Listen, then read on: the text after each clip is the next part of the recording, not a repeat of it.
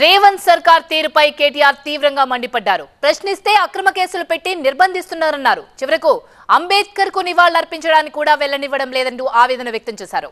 ఈ ప్రభుత్వం నిర్బంధించేది బీఆర్ఎస్ నేతలను కాదు, అంబేద్కర్ ను అంటూ కేటీఆర్ కామెంట్ చేశారు. ఎన్ని కేసులు పెట్టుకున్నా భయపడేది లేదు, ప్రభుత్వంపై పోరాటం ఆపేది లేదంటున్నారు కేటీఆర్.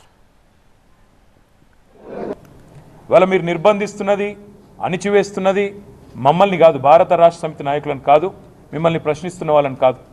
మీరు నిర్బంధిస్తున్నది ఆ 125 ఫీట్ల ఎత్తున ఈరోజు మొత్తం హైదరాబాద్ను, మొత్తం భారతదేశానికి స్ఫూర్తినిచ్చే విధంగా అక్కడ నిలుచొని ఉన్న మహానుభావుడు అంబేద్కర్ గారిని మీరు నిర్బంధిస్తూ ఉన్నారు. మా తెలంగాణ భవన్, మా పార్టీ కేంద్ర కార్యాలయం, ఇక్కడ అంబేద్కర్ గారి వర్ధంతి కార్యక్రమం చేసుకుంటామంటే ఇలా మీరు బయటికి పోయి చూడొచ్చు.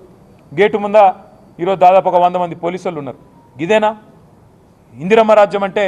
మీరు చెప్పిన ఇందిరమ్మ రాజ్యం ఇదేనా? ఎమర్జెన్సీ రోజులను తలపించే విధంగా ఎక్కడికక్కడ పోలీసులతో గొంతు నొక్కే ప్రయత్నం చేయడమే మీరు చెప్పిన ఇందిరమ్మ రాజ్యమా అని నేను అడుగుతా ఉన్నా. చివరిగా ఈ రాష్ట్ర ప్రభుత్వానికి చెప్పేది ఒకటే, కేసులు ఎన్నైనా పెట్టుకోండి, ఏం చేసుకుంటారో చేసుకోండి, మా నాయకుల మీద మీరు ఏం చేసినా పర్వాలేదు.